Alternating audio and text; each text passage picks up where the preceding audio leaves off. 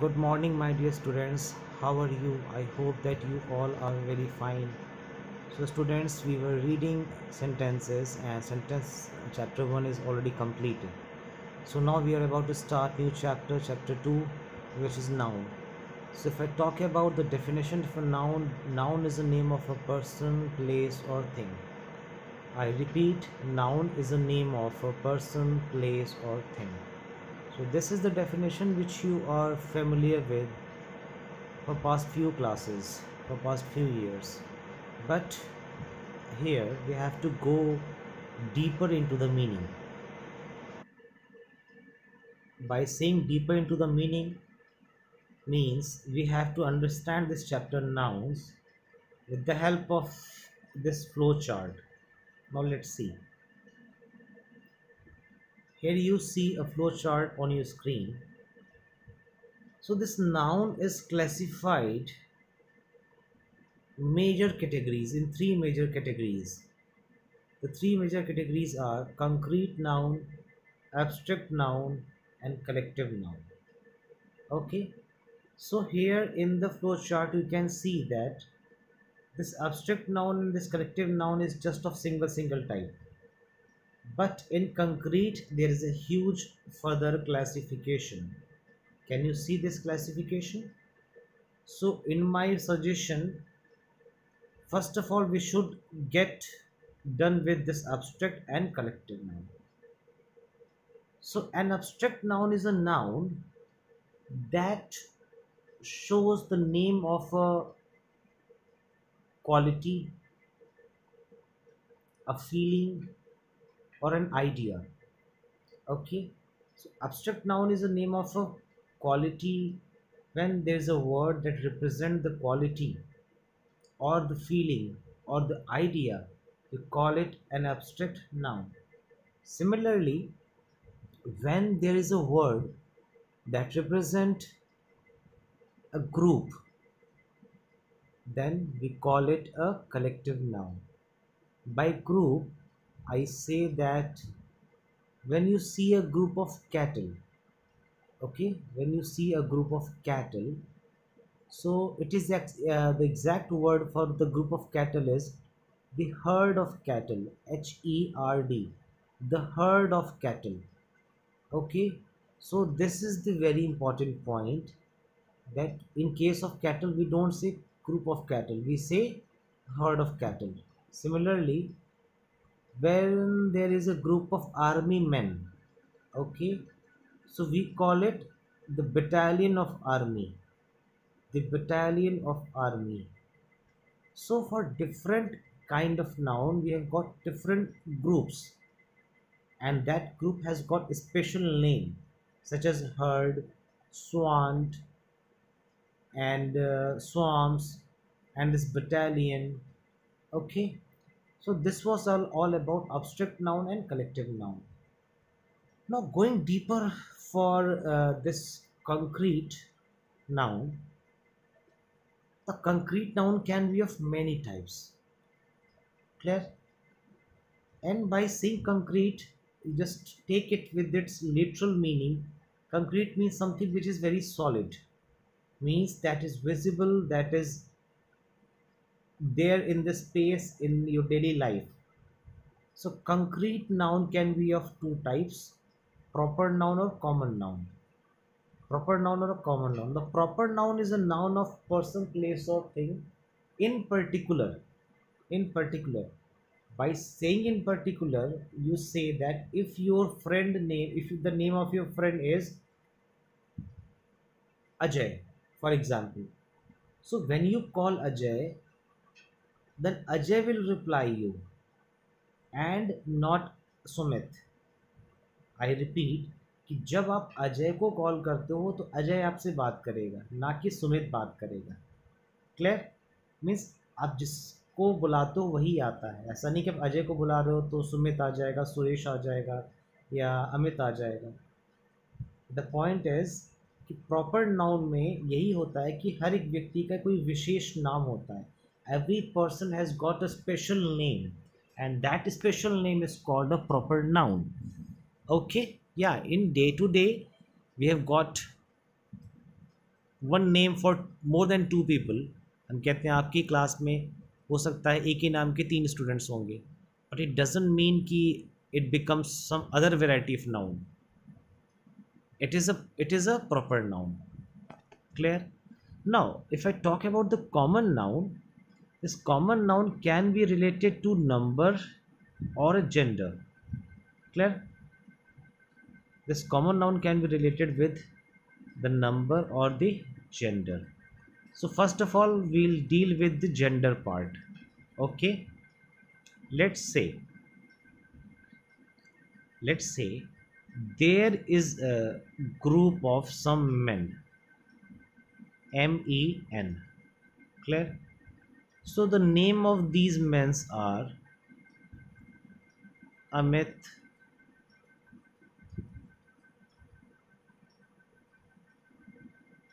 name of these men are Amit, Sumit, let's say Sachin.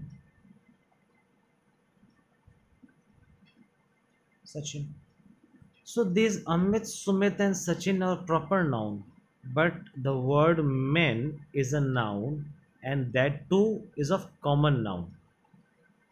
So that is why the common noun has been divided into two parts, the number and the gender. So here this is a common noun that represent a particular gender. Which gender? There is a common noun men which represent a particular gender. Which gender, my dear students? Masculine gender. Masculine gender. Now I say women. So women is a common noun, or we say girl. Girl is a common noun that represent a particular gender, and that gender is feminine. Now masculine is done, feminine is done, we have neutral and we have common. So there are some words which can be used for both girl and boy. So that's a common gender name. That's a common gender noun. Let's say if I say a word child, if I say child, okay, so child can be male, it can be female. The child can be male or it can be female. So the word child can be used both for male or female. So it's a common noun. It's a common gender noun. Okay, it's a common gender noun. It's a common noun, but common gender plus common noun. Okay, now masculine is done, feminine is done, common gender is done. Let's say neutral gender. So if you say that table, or not table, let's say if you call it chairs. Chairs में बच्चों, chairs में क्या है कि chair is a non living thing. Okay, and we don't decide, we are unable to decide whether it's a male or a female, although it's neither a male or a female. It's neither a male nor a female. This chair is neither a male nor a female. So what is it? It's a neutral gender. So that's why we call it neuter. So right now we are done with noun, abstract noun, collective noun, concrete. In concrete we have done with proper, we have done with common, we have done with gender, we have done with masculine, feminine, common and neutral. These things have been done. Now we are left with this particular part: number, countable, uncountable, singular, plural. So number, if I talk about the numbers, so these are the nouns that represent numbers, or it can be related to numbers. For example, if I say trees, clear? If I say trees, if I say pens, so pens and trees represent the numbers. It can be one, it can be more than one. Clear, my dear students? So this number can be countable or uncountable. This number can be countable or uncountable. Okay, likewise, if you have got 10 chocolates, you can count it, my dear students, but you have got sugar in a packet, so can you count the sugar? Or if you got the salt in a packet,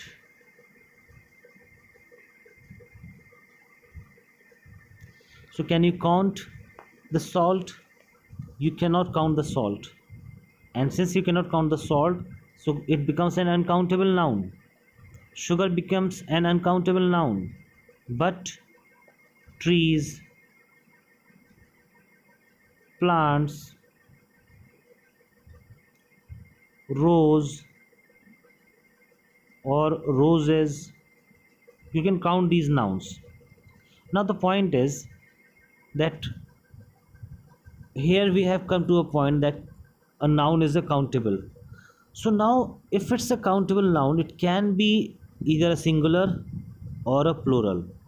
For example, let's say again the same example, tree. Tree is a singular noun, but if I write trees, so trees are plural noun. Similarly, if I write boy, so boys is a singular noun, but when I write boys, boys, boys is a plural noun. I hope you are able to understand the concept and this flow chart, and if you are able to understand, now please solve these questions with me. Okay, so these questions are: fill in the blanks with the correct words. Noun are those that refer to something that can be counted, so here we'll fill countable nouns. We'll fill countable nouns. Countable nouns are those that can be refer to something that can be counted. Now for second, dash nouns denote things that cannot be counted. Very simple. Uncountable noun. Clear, my dear students? Point number 3, nouns that denote a male are of the masculine gender. The nouns that denote a female are of female gender, feminine gender. The spelling is FEMININE, feminine gender. A dash noun is a word that refers to a people, place or thing in general. Common noun. The best understanding of a common noun is that in the definition you will see a word general. Clear, my dear students? So the next is, and dash is a noun refers to a quality, action or state. So I've already told you in the very starting, abstract noun is the answer. Related to quality, we call it abstract noun. For example, honesty is the best quality.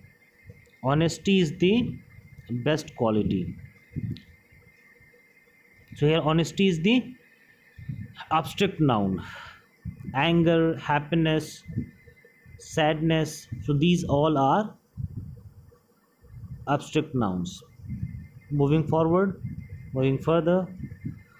nouns that denote both a male or a female are of the common gender. I told you this with the example of child. Now I'll take another example, kids. So kids can be a male, it can be a female.